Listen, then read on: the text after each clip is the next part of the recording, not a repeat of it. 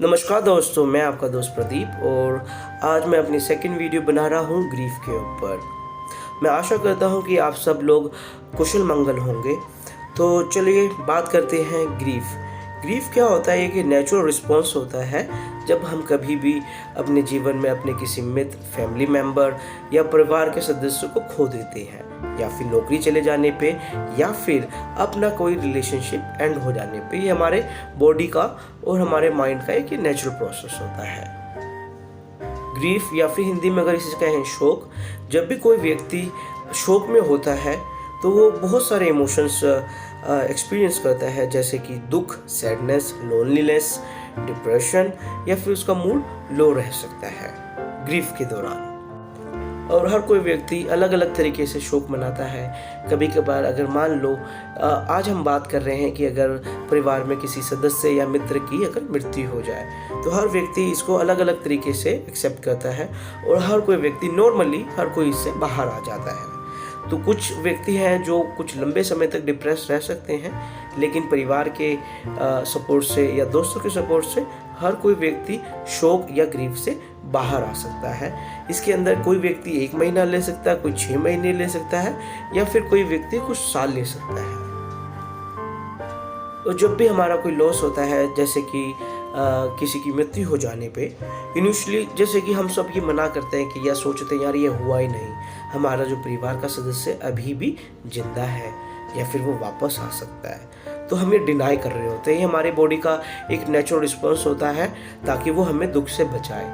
तो हम एक्सेप्ट ही नहीं कर रहे होते हैं कि भैया जो हमारा सदस्य है या फिर जो हमारा प्रियजन है वह इस तरह से जा चुका है। और जैसे कि मैंने कहा कि हर कोई शोक या ग्रीफ अपने अपने तरीके से मनाता है। किसी को गुस्सा भी आ सकता है, और इस पीरियड के दौरान हमारे मन के अंदर ऐसे विचार चलते हैं कि हम कुछ कर सकते थे कि ये परिस्थिति ना होती, हम अपने प्रियजन की रक्षा कर सकते थे, अगर मैं ऐसा करता तो वैसा होता, अगर मैं वैसा करता तो ऐसा होता। इस प्रकार के विचार हमारे मन में कई दिनों तक चलते रहते हैं।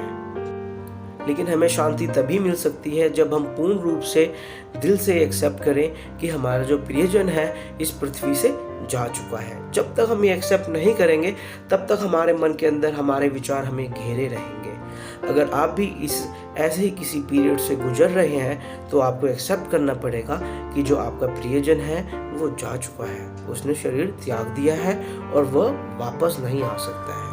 लेकिन बहुत बार क्या होता है कि हम सोचते हैं कि भैया हमारे जो मित्र है या प्रियजन है या फिर हमारे साथ अन्याय हुआ है, अगर डेथ एक्सीडेंट के अंदर हुई है या फिर बहुत यंग एज के अंदर हुई है। लेकिन हम सबको ये एक्सेप्ट करना पड़ेगा कि जीवन व मृत्यु ये लाइफ का पार्ट है, और हमें ये लाइफ में बहुत बार ये ऐसी स्टेजेस से गुजरना पड़ेगा, क्योंकि हम में से कोई भी यहाँ पे परमानेंट नहीं है। हमें एक न एक दिन ये घर छोड़ के जाना है, घर यानी जो हमारा शरीर है। और आप इसको दिल से एक्सेप्ट कीजिए। जब तक ये चीज़ हम दिल से एक्सेप्ट नहीं करेंगे तब तक हमें हमेशा दुख होता रहेगा जब भी ऐसी परिस्थिति हमारी लाइफ के अंदर आएगी। जैसे कोई व्यक्ति ये एक्सेप्ट कर लेता है कि उसका सगा संबंधी, भाई या फिर बहन इस पृथ्वी से जा चुके हैं, तो उस दिन से, उस क्षण से हम लाइफ में मूव ऑन होने लगते हैं, क्योंकि हमारा शरीर और हमारा दिमाग एक्सेप्ट कर लेता है कि भैया ये सिचुएशन है, इसको बदला ही नहीं जा सकता। और आपने एक चीज़ सुनी होगी कि भैया जो समय है, समय के साथ सारी चीज़ें नॉर्मल हो जाती हैं, और सबसे बड़ा मलहम तो समय होता है। इनिशियली क्या हो सकता है कि भैया हम बहुत परेशान रहें, डिप्रेस रहें, लेकिन समय के साथ अगर हम इस दुख से बाहर आने की कोशिश करें तो हम आ सकते हैं, क्योंकि समय ही सबसे बड़ा मलहम है। लास्ट 1 साल के अंदर मेरे परिवार में 3 व्यक्ति इस पृथ्वी से जा चुके हैं, जैसे कि मेरे ताऊ जी, जिनको मैं पापा कहता था, उन्होंने मुझे पाला पोसा था, और एक मेरा पेट डॉग जिसका नाम नोवा था, वो भी लास्ट ईयर अक्टूबर में उसकी डेथ हुई थी। और अभी 1-1.5 महीने पहले मेरी छोटी बहन की भी डेथ हुई। तो मुझे भी बड़ा दुख हुआ, और लाइफ में एक के बाद ऐसे लॉसेस मेरी लाइफ में आए। और 8-9 साल पहले मेरे पिताजी की 2013 के अंदर मृत्यु हुई थी। तो उस समय तो मुझे पता नहीं था कि भैया इस पीरियड को कैसे बाहर आए। उस समय मैं शराब पिया करता था, लेकिन वह समाधान नहीं था। अगर हमारी लाइफ से कोई जा चुका है तो हमें एक्सेप्ट करना पड़ेगा कि भैया लाइफ एक टेम्परेरी है, ठीक है। और एक नेचुरल प्रोसेस है। मृत्यु तो अगर आप जन्म और मृत्यु कहेंगे, ये नेचुरल प्रोसेस है। तो मुझे बहुत समय लगा इनिशियली जब मेरे पिताजी की मृत्यु हुई, कि जब मेरा मन नहीं मानता था, बहुत दुखी रहता था, तो मेरे मन में एक विचार आता था अपने आप को सांत्वना देने के लिए। अगर मेरे प्रियजन, जैसे कि लास्ट 1 साल के अंदर 3 प्रियजन मेरे गए हैं और मेरे पिताजी 8-9 साल पहले उनकी भी डेथ हुई है, तो भैया मैं अपने आप को कुछ तरीकों से मोटिवेट करता हूँ। जैसे कि अगर मेरे प्रियजन जिंदा होते तो क्या वो चाहते कि मैं दुखी रहूँ? नहीं, वो नहीं चाहते। तो अगर आप भी दुखी हैं, आप सोचिए कि अगर आपके परिवार के सदस्य अगर मान लो कहीं से भी आपको देख रहे हैं हाइपोथेटिकली, या फिर मान लो कि भैया वो जिंदा होते, तो वो कभी नहीं चाहते कि आप शोक मनाएं, आप दुखी रहें। और दूसरी चीज़ और भी है, अगर अपने आप आस पड़ोस में देखेंगे कि भैया हर किसी के परिवार में हर किसी की मृत्यु होती है और हर कोई इस दुख से बाहर आता है। हमारे पास कोई और दूसरा चारा है ही नहीं।